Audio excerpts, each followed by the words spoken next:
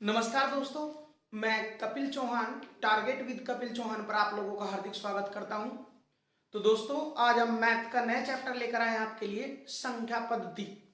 संख्या पद्धति दोस्तों, कोई भी पेपर हो, ऐसा कोई चैप्टर है ही नहीं इसके इक्वल कि जिसमें मतलब 2 से 3 नंबर का क्वेश्चन ना आता हो। संख्या पद्धति ही ओनली एक चैप्टर ऐसा है जो 2 से 3 से 4 क्वेश्चन भी आएंगे। और हाल ही में एग्जाम चल रहे हैं, उनमें देख भी लियो, रेलवे एनटीपीसी और ग्रुप डी में भी हर प्रैक्टिस सेट में, हर सेट में इनका लगभग 2 से 3 क्वेश्चन मिलेंगे। और कोई भी पेपर, चाहे यूपीएसआई का हो, चाहे यूपी ट्रिपल एस हो, चाहे एसएससी जीडी हो, हर टेस्ट में से 3 से 4 प्रश्न मिलेंगे। तो दोस्तों, आज संख्या पद्धति हम स्टार्ट करने जा रहे हैं, जिसका पहला टॉपिक है गुणनखंडों की संख्या ज्ञात करना। ये गुणनखंड क्या हो, सबसे पहले तो यह जरूरी है कि गुणनखंड क्या होते हैं। तो ध्यान देंगे भाई, हम ले रहे एक छोटा सा उदाहरण कि 20 के गुणनखंड बताओ। तो 20 के जो गुणनखंड में संख्या जो 20 में पूरी पूरी विभाजित करती हो। गुणनखंड क्या होता है, वह संख्या जो दी गई संख्याओं को पूर्णतः विभाजित करे तो वो उसका गुणनखंड है। जैसे 20 को 20 किस का पूरा कटेगा, में इसके गुणनखंड है। 20 एक तभी कटेगा, 2 पे भी 20 कट जाएगा पूरा पूरा, 4 पे भी, 5 पे भी, 10 पे भी और 20 पे भी। तो 20 के जो गुणनखंड है हमें ये है भाई 1 2 3 4 5 6। तो 20 के गुणनखंडों की संख्या कितनी है भाई, 6। ऐसे ही आज हमने गुणनखंडों की संख्या निकालनी। जैसे अगर बात करें 100 के गुणनखंडों की संख्या बताओ कि 100 के कितने गुणनखंड है। तो 100 के गुणनखंड के बताएगी जो 100 ना पूरे पूरे विभाजित करेंगे। जैसे 1 2, 1 तभी कटेगा, 2 तभी कटेगा, 4 तभी कटेगा, 5 तभी कटेगा, 100 10 तभी विभाजित होगा, 20 तभी विभाजित होगा, 100 25 तभी विभाजित होगा, 50 तभी विभाजित होगा और 100 तभी विभाजित होगा। तो 100 के गुणनखंड है कितने हैं, 1 2 3 4 5 6 7 8 9। तो 100 के गुणनखंड कितने हैं दोस्तों, 100 के गुणनखंड है 9। ऐसे ही वो बड़ी बड़ी संख्या देगा हमारे कि बताओ 21,600 के गुणनखंडों की संख्या कितनी है। तो फिर इस तरीके से निकाल पाना संभव नहीं है दोस्तों। तो वही आज सीखेंगे हम, गुणनखंडों की संख्या कैसे ज्ञात करते हैं, कैसे गुणनखंडों की संख्या ज्ञात करते हैं, उसका थोड़ा सा ध्यान देंगे भाई। गुणनखंडों की संख्या ज्ञात करना संख्या पद्धति का पहला टॉपिक लेकर चले हम। हर टॉपिक में बिल्कुल डिटेल से एक्सप्लेन करेंगे। तो जैसे 100 का उदाहरण लिया अभी हमने कि 100 के गुणनखंड क्या क्या है, 1 2 4 5 10 20 25 50 और 100। ये है 100 के गुणनखंड। कितने आए थे अभी, 9। कैसे निकालेंगे इस चीज में हम ध्यान से देखेंगे। 100 के सर्वप्रथम हम अभाज्य टुकड़े करेंगे। अभाज्य टुकड़े कैसे करते हैं वो देख लेंगे। 100 ना सर्वप्रथम पहले 2 से डिवाइड करेंगे, 2 से भाग करेंगे, जब कितना आ जाएगा 50। फिर 2 से भाग कर देंगे भाई, 50 कट गया 25 बार। अब ये 2 तक कटता नहीं ना, 3 तक कटते हैं, तो 5 तक काट देंगे भाई 5 बार। फिर 5 तक 5 बार, 1 बार। जब तक एक ना तब तक सोल्व करेंगे। तो 100 ना हम लिख सकते हैं 100 बराबर 2 गुणा 2, 2 गुणा 2 गुणा 5 गुणा 5। देखिए 100 के टुकड़े आए। गुणा में ये बोले क्या, आधार इनकी घात है 1, इसकी भी 1, इसकी भी 1 और इसकी भी 1।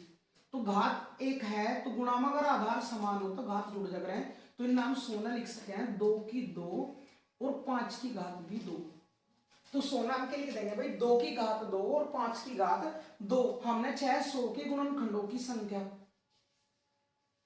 तो 100 के गुणनखंडों की संख्या की टोटल गुणनखंड कितने हैं 100 के वो बताना। तो गुणनखंडों की संख्या बराबर कैसे निकालेंगे भाई, जो भी घात है उसमें 1 का ऐड कर दो। 2 की घात 2 थी तो 2 में 1 ऐड कर देंगे, +1 कर देंगे तो 3। 5 की घात भी 2 थी, इस घात में 1 ऐड कर देंगे 3 और 3 गुणा 3 करेंगे तो कितना आएगा 9।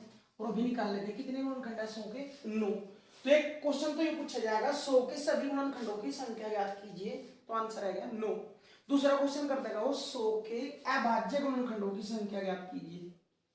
तो 100 के अभाज्य गुणनखंडों की संख्या,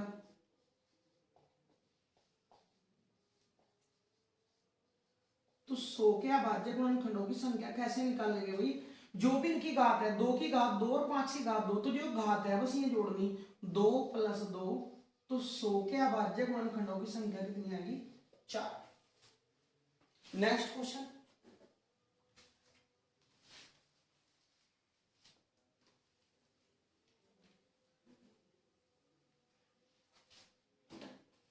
अगला क्वेश्चन दे दिया मैंने, मानते हैं कि 360 के सभी गुणनखंडों की संख्या ज्ञात कीजिए। 360 के सभी गुणनखंडों की संख्या ज्ञात कीजिए।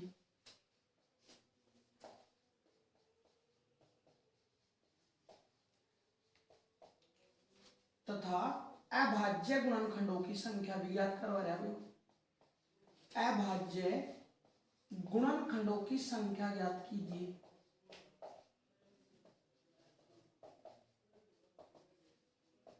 दोनों क्वेश्चन निकालने बस। 360 के सभी गुणनखंडों की संख्या और अभाज्य गुणनखंडों की संख्या। तो 360 नाम कैसे लिखेंगे भाई? 360 के पहले अभाज्य गुणनखंड करने पड़ेंगे हमें। अभाज्य गुणनखंड कैसे करेंगे हम? वही 2 से भाग कर देंगे 180, 2 तो भाग देंगे हम इन्हें 90, 2 तो भाग देंगे 45, 2 तक कटता नहीं तो 3 तक भाग देंगे, 3 ते 15 बार, फिर 3 तक काटेंगे भाई, 3 ते 5 बार और फिर 5 तक कट जाएगा 1 बार। तो हम 360 में कैसे लिखेंगे? देखिए भाई, 1 2 3, 2 थे 3, तो 2 की घात 3 गुणा 3 क्या है 2, तो 3 की घात 2 और गुणा 5 1 ही है, तो 5 की घात 1। ये इसके अभाज्य गुणनखंड आए, अभाज्य टुकड़े आए।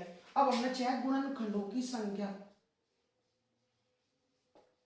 गुणनखंडों की संख्या निकालनी है। क्या बताया अभी? जो भी घात है उसमें +1 कर देंगे, जो भी घात है उसमें +1 कर देंगे। तो घात 3 थी, 1 जोड़ देंगे, कितना होगा 4, गुणा घात 2 थी, 1 जोड़ देंगे 3, 1 में 1 जोड़ देंगे 2, तो 4 तिया 12 दूनी 24। तो 360 के जो गुणनखंड होंगे, टोटल गुणनखंडों की संख्या कितनी है? 24। अगर अभाज्य गुणनखंडों की संख्या पूछे 360 की, 360 के अभाज्य गुणनखंडों की संख्या,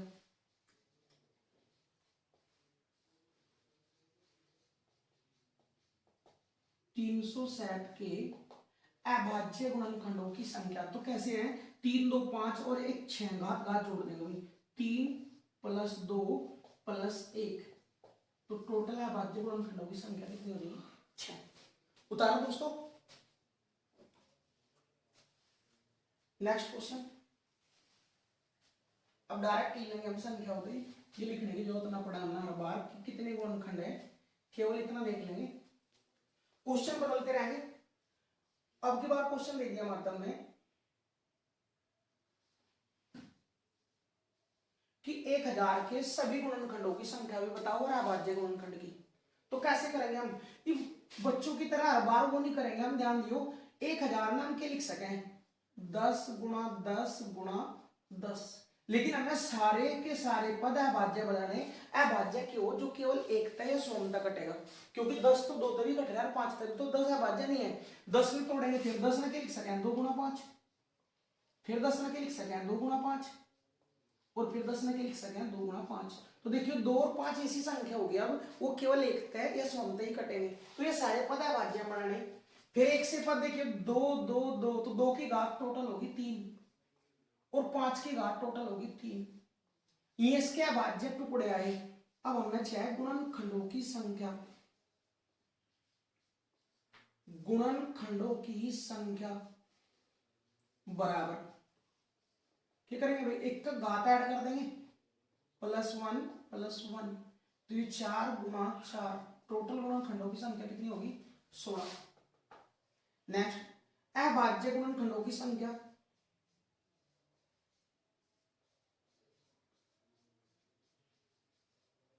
अभाज्य गुणनखंडों की संख्या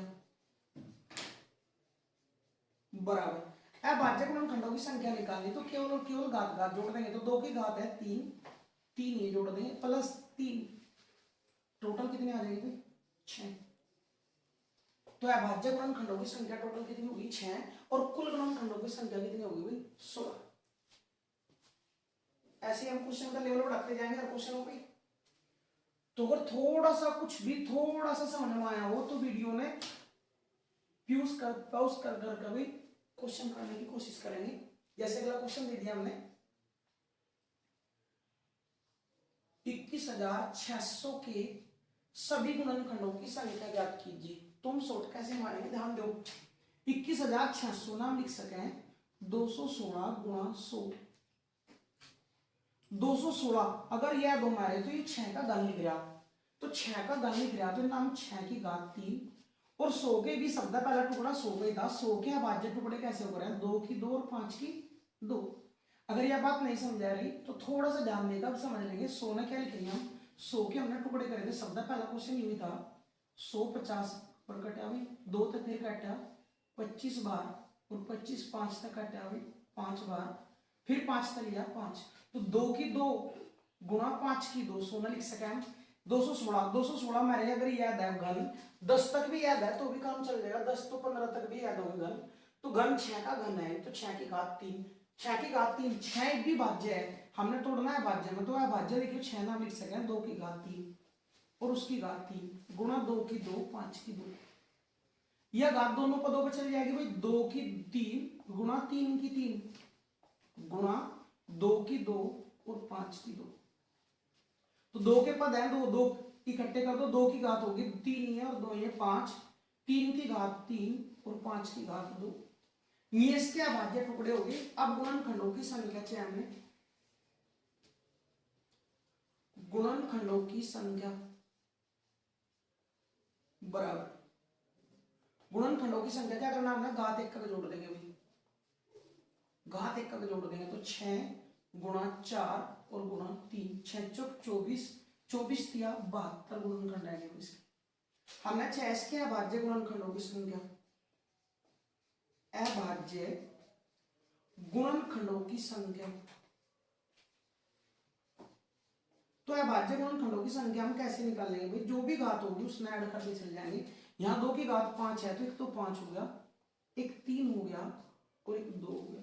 5 और 3 8 और 2 10 कर लेंगे दोस्तों। तो इस तरीके से हम गुणनखंडों की संख्या टोटल कितने गुणनखंड है और अभाज्य गुणनखंड कितने हैं सारे हम निकाल पाओगे। इसमें अगर थोड़ा सा ना समझ में आओ तो दोबारा फिर समझ लेंगे एक बार। अगर यह चीज ना समझ में आई हो कि ना याद हो मेरे कि 216 क्या है तो 216 के हम टुकड़े भी कर सकते हैं, लगता है कोई ज्यादा टेंशन लेने की जरूरत नहीं है। 216 ना हम साइड में रख लेंगे, 2 तक काटेंगे 2 एकम 2 0 2 8 16 फिर 2 तक काटेंगे 2 पंजे 10 2 चौके 8 फिर 2 तक काट देंगे भाई 27 बार 27 2 तक कटता नहीं, अब 3 तक काट लेंगे 3 9 27 फिर 3 तक काट लेंगे भाई 3 3 9 फिर 3 तक काट लेंगे 1। तो हम 216 लिख सके कि 2 की पावर तो हो गया 3 और 3 की पावर हो गया 3। तो ये तो लिखा दोस्तों हमने देखिए 216 के स्थान पर 2 की 3 और 3 की 3 100 के स्थान पर लिखा था 2 की 2 और 5 की 2। तो हम इस तरीके से तोड़ सकते हैं, कोई ज्यादा बड़ी बात नहीं है। अगर हमारे पर डायरेक्ट भी याद नहीं है तो भी हम क्वेश्चन कर ले जाएंगे। और हाल ही में एनटीपीसी के एग्जाम चल रहे हैं उनमें भी डायरेक्ट क्वेश्चन पूछे जा रहे हैं। पिछली बार आरपीएफ का जो क्वेश्चन पेपर आए थे उनमें भी हर सेट में प्रश्न अभाज्य गुणनखंडों की और गुणनखंडों की संख्या का आता है।